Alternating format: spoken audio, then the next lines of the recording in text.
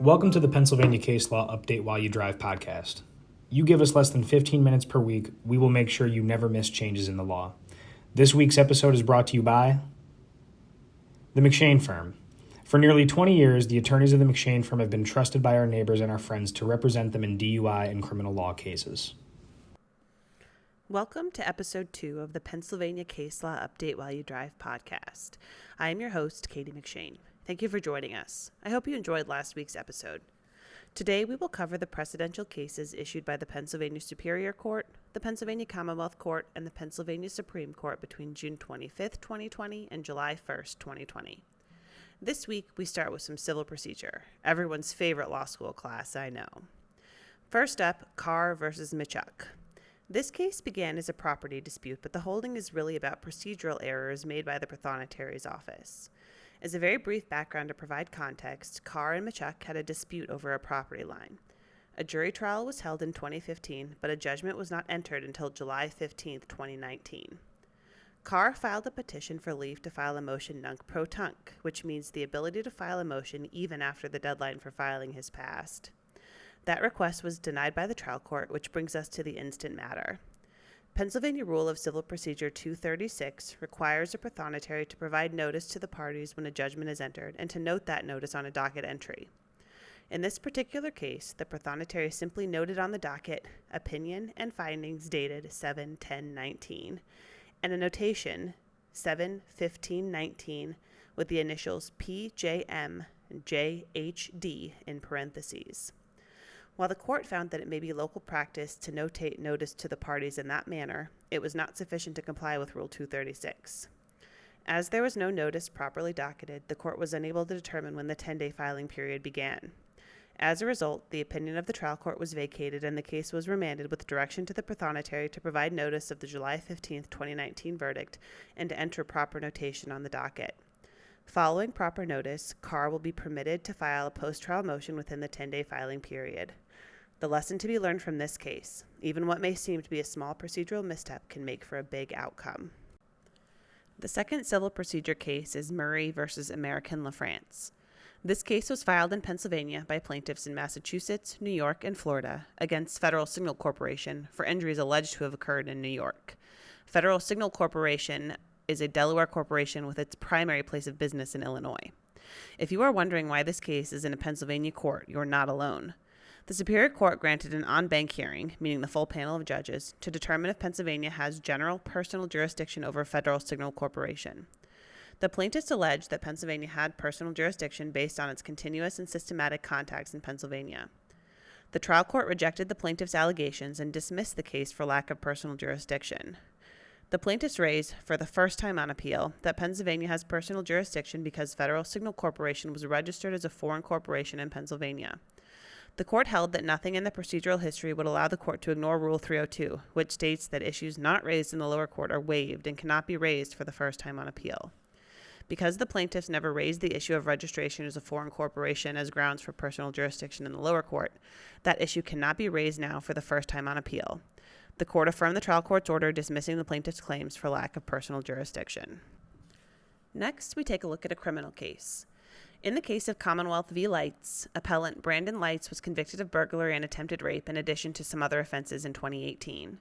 At the time of his sentencing, the Commonwealth requested that a mandatory minimum sentence be applied to the burglary and attempted rape charges because Lights had a prior conviction for a crime of violence.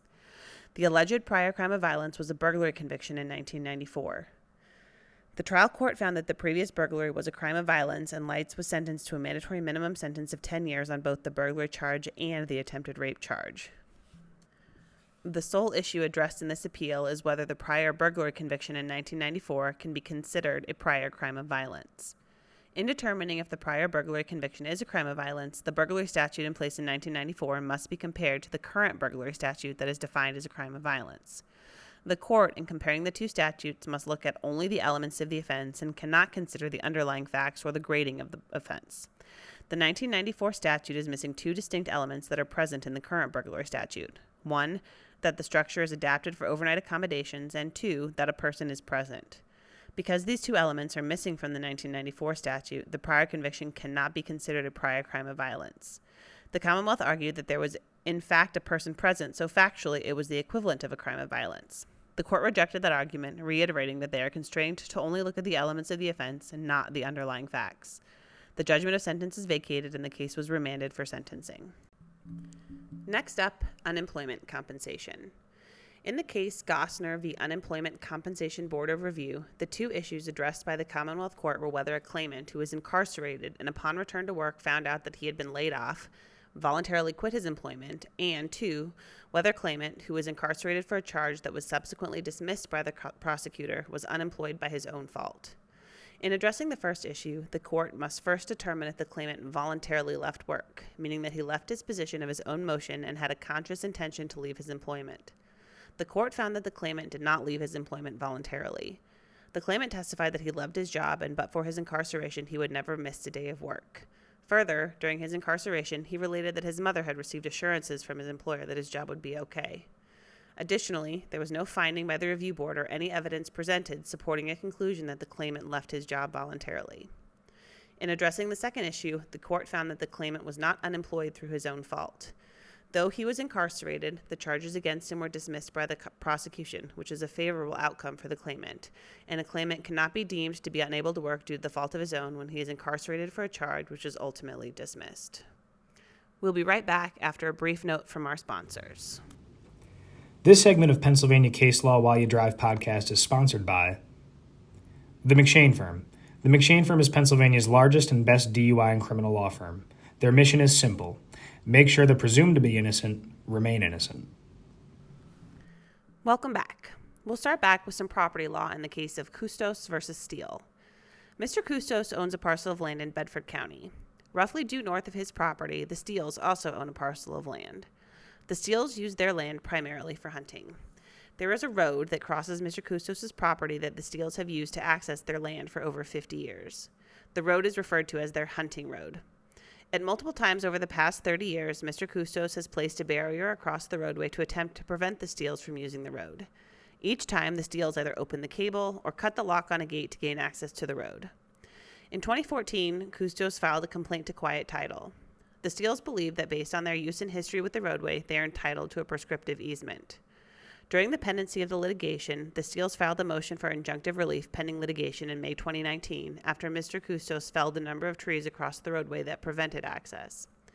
The trial court granted the Steeles' motion, which now brings us to the appeal before the court. There are a number of factors that must be established to determine if a party is entitled to injunctive relief. The matter at issue in the case is whether the Steeles are likely to win on the merits.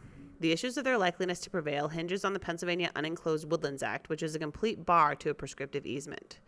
The trial court found that by placing a cable and later a locked gate across the roadway, the easement was no longer through unenclosed woodland, and therefore the Steeles would have an argument that they could prevail on the merits.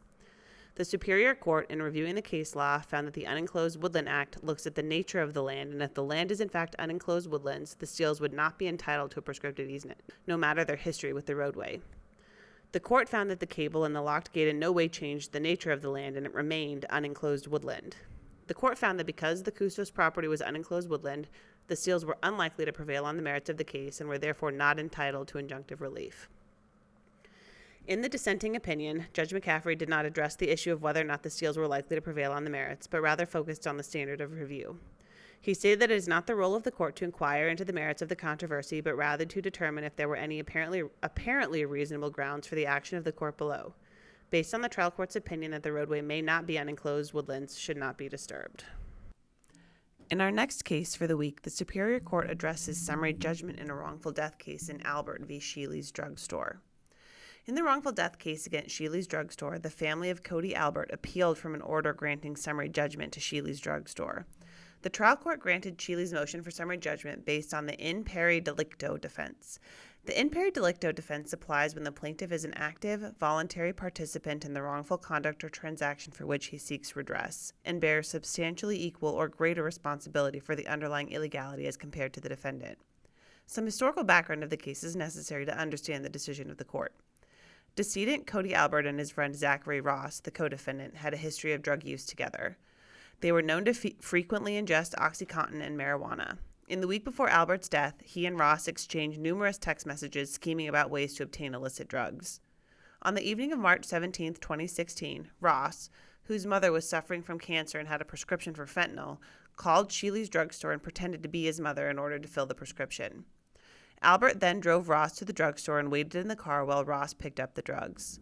They later went back to Ross's house where they both ingested fentanyl. Albert died from a drug overdose that night. In affirming the trial court's decision, the court concluded that the trial court properly granted summary judgment to Sheeley's under the in pari delicto doctrine, holding that no court will lend its aid to a man who grounds his actions upon an immoral or illegal act. By participating in the scheme to obtain fentanyl and by illegally possessing the fentanyl at Ross's house, Albert was an active, voluntary participant in the wrongful conduct for which he seeks redress and bears substantially equal or greater responsibility for the underlying illegality as compared to Sheeley's.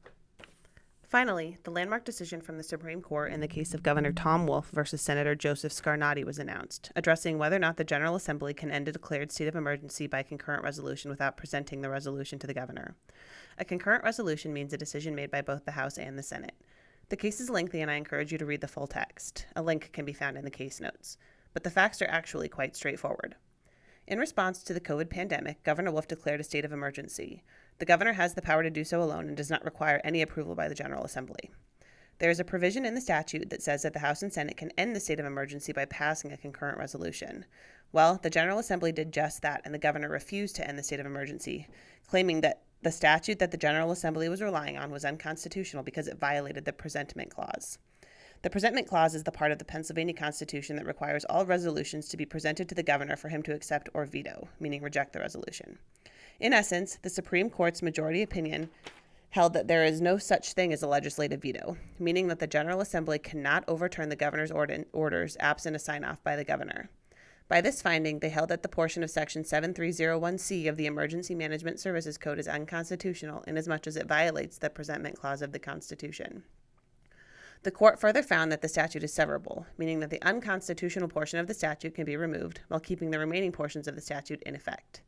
This means that the governor can still declare a state of emergency under Section 7301C, but that the General Assembly cannot overturn the declaration by concurrent resolution without first presenting the resolution to the governor.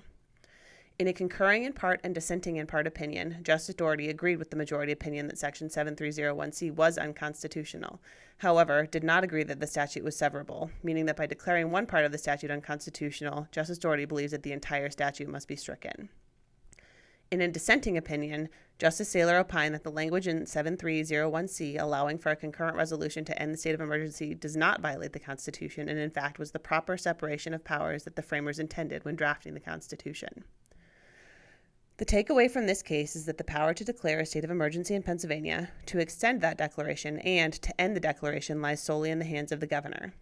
The only way the General Assembly can overcome this state of emergency would be to pass the resolution, which would then likely be vetoed by the governor, and then that veto can only be overcome by a 2/3 majority of the General Assembly.